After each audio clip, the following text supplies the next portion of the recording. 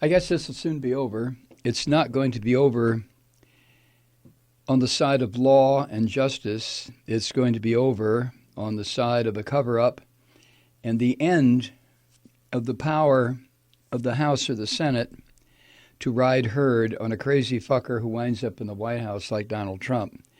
This is I don't understand why the so-called lawmakers in the Senate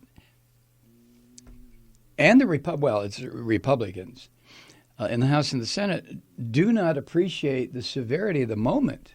What do they think is going to happen? Do they think that once they vote against the idea of impeaching and or removing this dirty fucker from office, what, everything's going to be back to some kind of normal as they see it?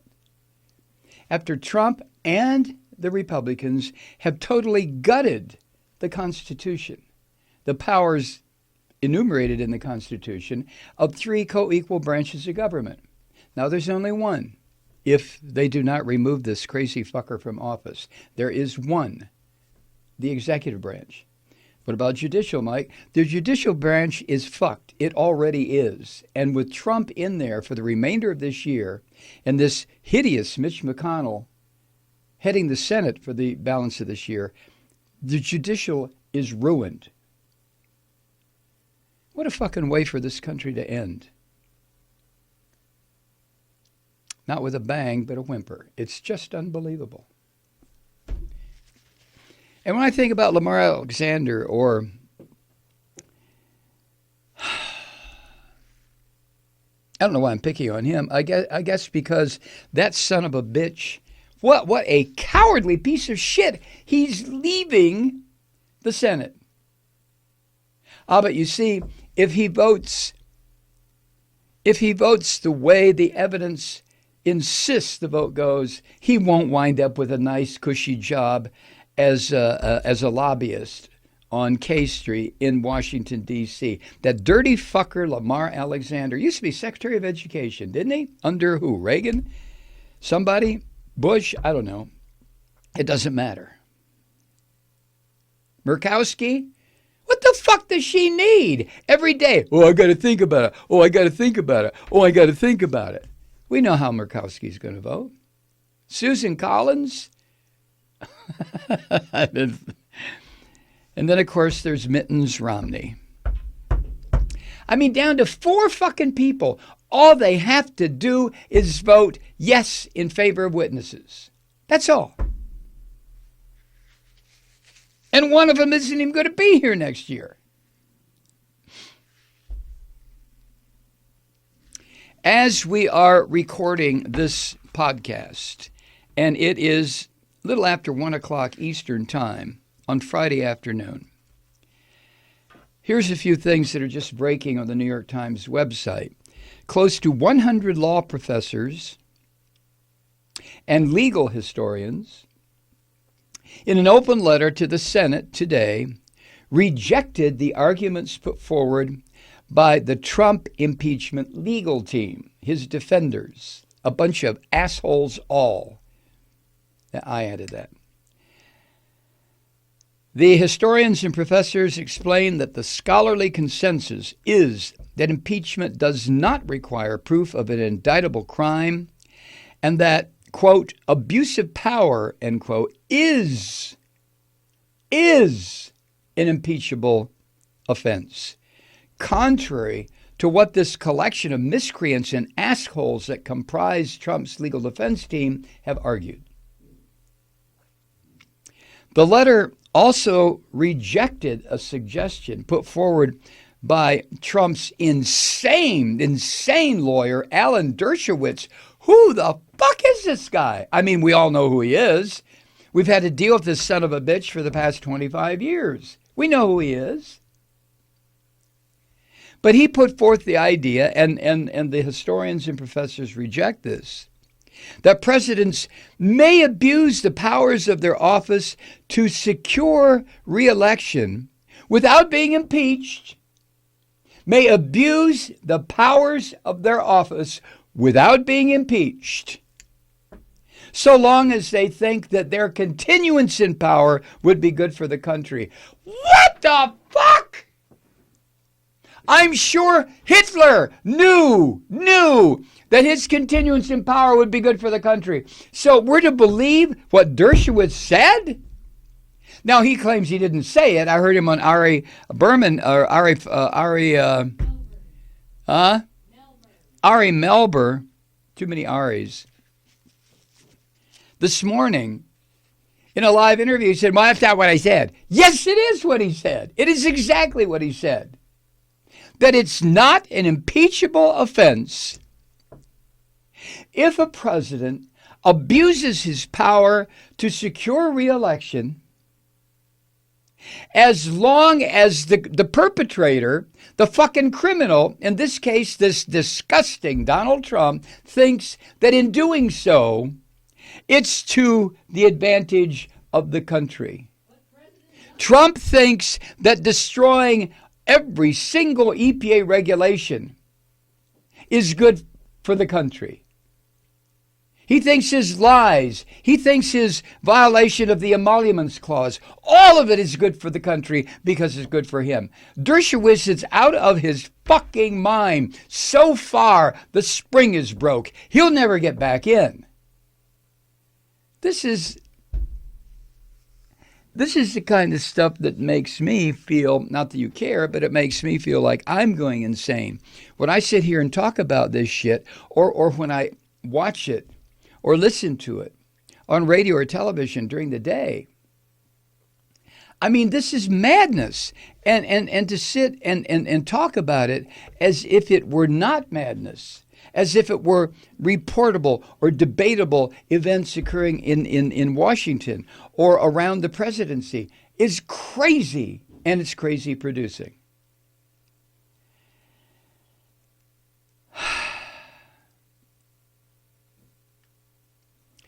The letter from the 100 law professors and legal historians, and by the way, that list is expected to expand by the time you hear this.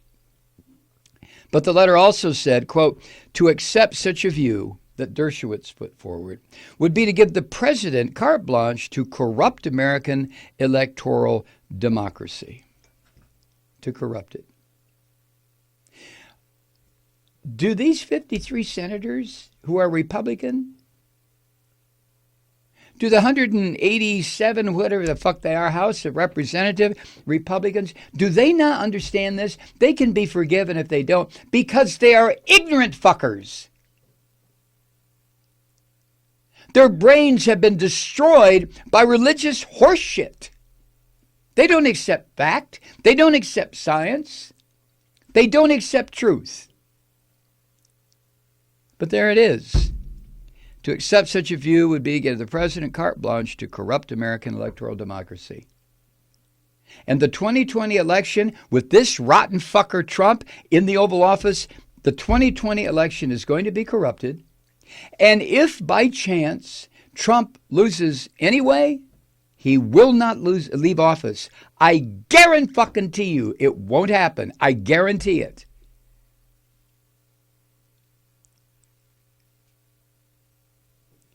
The letter from these experts did not take a position, and this is where, they lost their nerve?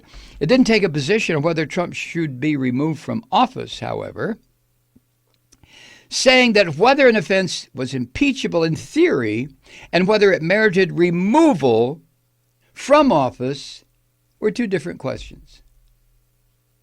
Okay, I defer to 100 law professors and legal historians. What the fuck do I know?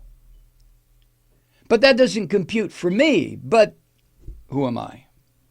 The letter also said this, quote, distinguishing between minor misuses of presidential authority and grave abuses requiring impeachment and removal is not an exact science.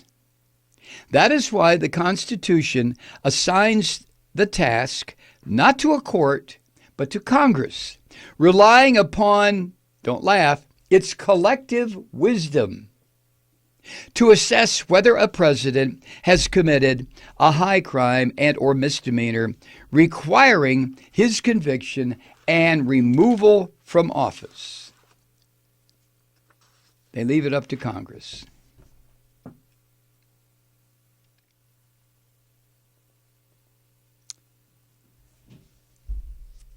Wow.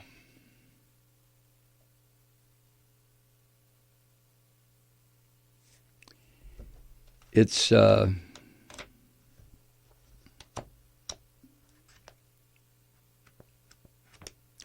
just inconceivable to me what has happened. And yet here we are living it. We're living it. We're living the inconceivable. We're living the destruction of the constitutional structure of the United States. We're living it. It's happening all around us. And it's not happening by some outside force. Well, not completely. Yes. Russia's secret military dictatorship is assisting Trump in destroying the country.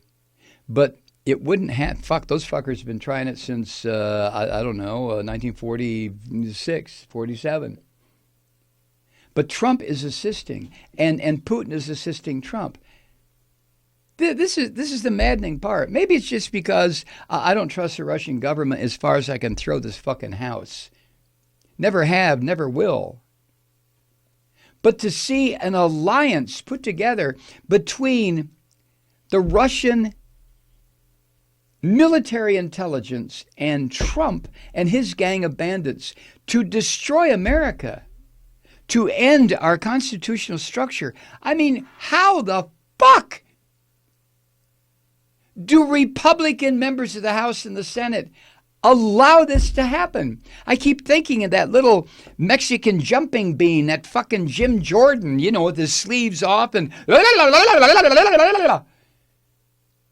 all of these people. How do they do it? How does Mitch McConnell?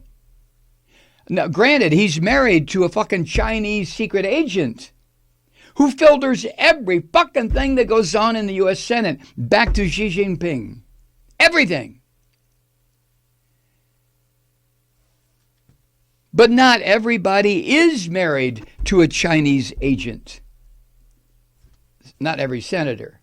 Not every representative like Jim Jordan has covered up the crimes of sexual assault against athletes at Ohio State University. There's 435 members of the House and 100 members of the Senate, 535 lawmakers are not responsible for the kind of crimes that Jim Jordan and Mitch McConnell are responsible for. So where the fuck are they? Where are the Republicans? Where are you?